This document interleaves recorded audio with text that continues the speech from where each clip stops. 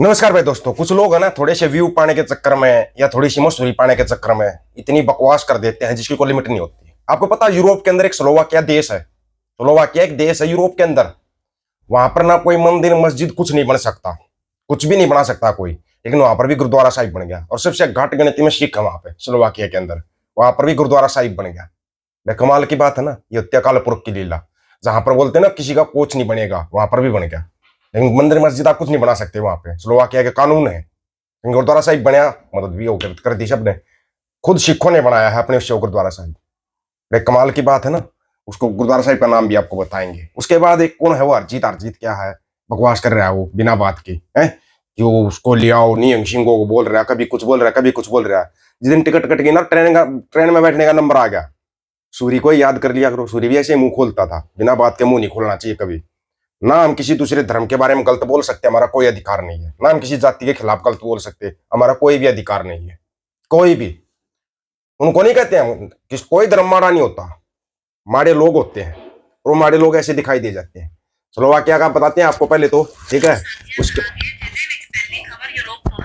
Europe ਦੇ Slovakia ਸ਼ਹਿਰ ਦੇ ਵਿੱਚ ਸਿੱਖ ਧਰਮ ਦਾ ਪਹਿਲਾ ਗੁਰਦੁਆਰਾ ਸਾਹਿਬ ਬਣਾਇਆ ਗਿਆ ਹੈ, ਜਿਹਦਾ ਨਾਮ ਹੈ ਗੁਰਦੁਆਰਾ ਸਾਹਿਬ ਸ੍ਰੀ ਗੁਰੂ ਰਾਮਦਾਸ ਜੀ। ਸਲੋਵਾਕੀਆ ਦੇ ਵਿੱਚ ਸਿੱਖ ਭਾਈਚਾਰੇ ਦੀ ਗਿਣਤੀ ਬਹੁਤ ਘੱਟ ਹੈ, ਪਰ ਸਿੱਖ ਸੰਗਤ ਦੇ ਸਹਿਯੋਗ ਦੇ ਨਾਲ ਇਸ ਗੁਰਦੁਆਰਾ ਸਾਹਿਬ ਦੀ ਆਰੰਭਤਾ ਬੜੇ ਸਤਿਕਾਰ ਦੇ ਨਾਲ ਕੀਤੀ ਗਈ। ਹਾਲਾਂਕਿ ਸਲੋਵਾਕੀਆ ਇੱਕ ਅਜਿਹਾ ਦੇਸ਼ ਹੈ ਜਿੱਥੇ ਕਿਸੇ ਵੀ ਧਰਮ ਦਾ ਧਾਰਮਿਕ ਸਥਾਨ ਬਣਾਉਣ ਦੀ ਅਨੁਮਤੀ ਨਹੀਂ ਹੈ ਸਿਵਾਏ ਈਸਾਈ ਧਰਮ ਦੇ, ਜਿਸ ਦੇ ਕਰਕੇ ਸਿੱਖ ਭਾਈਚਾਰੇ ਨੂੰ ਸਿੱਖ ਸੰਗਤ ਨੂੰ अब बताओ आप, सिवाय ईसाई धर्म के और आप कुछ किसी दूसरे धर्म का वो कर ही नहीं सकते। स्लोवाकिया का नियम कायदा कानून है भाई ये।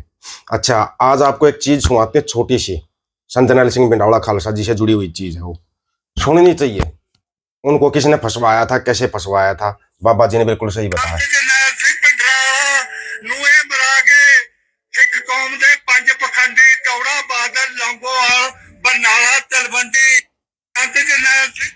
सच्चाई है क्या बाबा जी की बातों के अंदर? पूरी सच्चाई है, हम तो मानते हैं सच्चाई है भाई, सच्चाई है पूरी।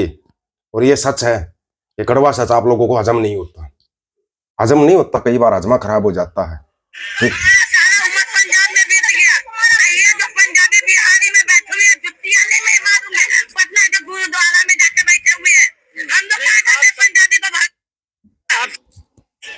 मतलब तुम्हारी पूरी जिंदगी बीत गई तो तुम, अब तुम्हारे तो कुछ पेरिस बनवा दिया होगा बिहार को वोट डाल के। अब रो रहे हैं लोग। इनको ना जब वोटों का टाइम था ना तो इनकी टिकट बुक कर दी गई, टिकट बुक करके इनको बुला लिया। अब वापस आते टाइम पर इनको ट्रेनों में सीट ही नहीं मिल रही, अब रो रहे हैं। तुम्हारे को पहले ही बताया, तुम्हारे को रुलाने के लिए ही तो बुलाया था। वोट चाहिए थी, वोट मिल गया। 5 साल तुम कहीं जाओ अपनी दराते उठाओ और कहीं घूमते रहो।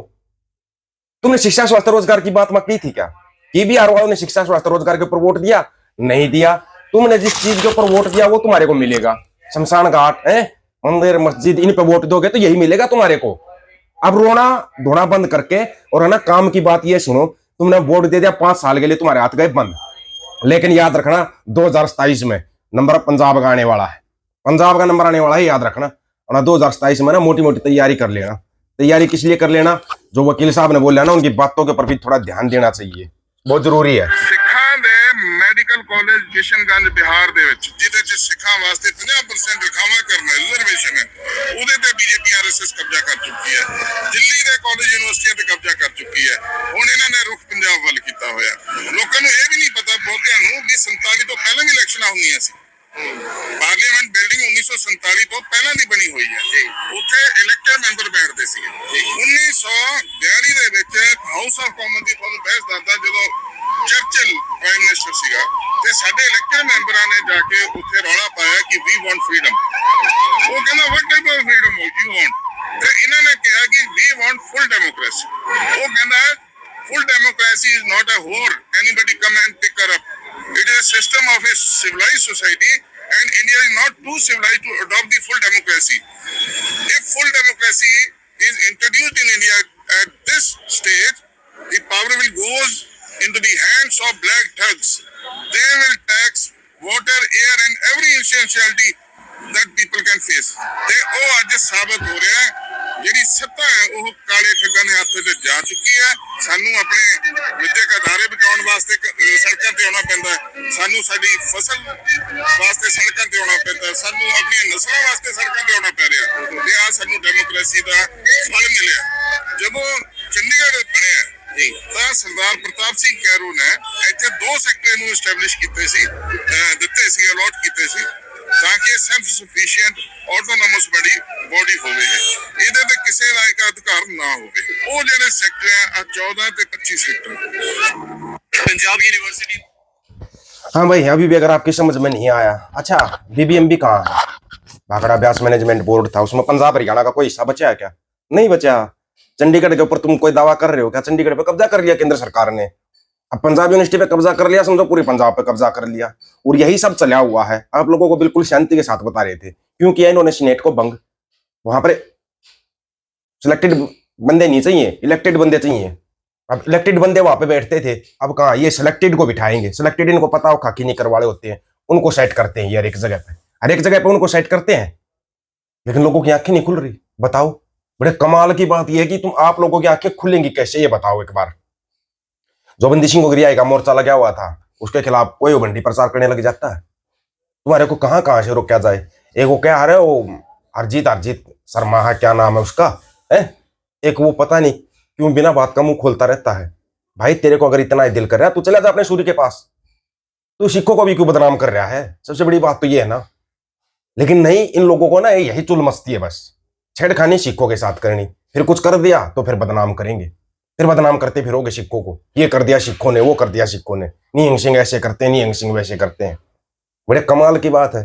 और उससे भी बड़ी कमाल की बात, उसका इंटरव्यू लेने कौन जाता है? वो एकला चबड़ के हमारे जगह बैठे रहेगा, भूखे जगह सोशल मीडिया के ऊपर। उसका इंटरव्यू लेने जाने वाले कौन से पत्रकार हैं, ये समझ में नहीं आया भी हमारा आज तक। क्या सोच के उसका इंटरव्यू लेते हैं? ऐसे चबड़ को बिल्कुल साइड में रखना चाहिए, लेकिन ये लोग जाकर माइक अड़ा देते हैं। क्यों? पता है वो उल्टा सीधा बोलेगा। सिख फिर गुस्से में उसका वीडियो देखेंगे और आगे से आगे शेयर करेंगे, देखो ये बकवास कर रहा है।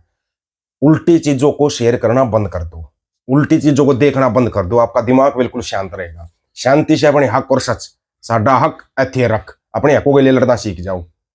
फसलों का फैसला रोड पे आए, 750 से ज्यादा किसान शहीद हो गए, कोई फर्क पड़ा? तानाशाह को कोई फर्क नहीं पड़ा। आज एक विमान हादसे में 42 यात्री जो कल हो गया, विमान हादसा हो गया, सऊदी गए हुए थे, हैं हादसे में 42 भारतीय गए, उसको कोई फर्क पड़ेगा? नहीं। लेकिन जहर इतना भरा हुआ है कि पोस्टें कैसी डाल रहे हैं। ये जहर तुम्हारे बच्चों की रगों में भरना शुरू कर चुके हैं ये लोग।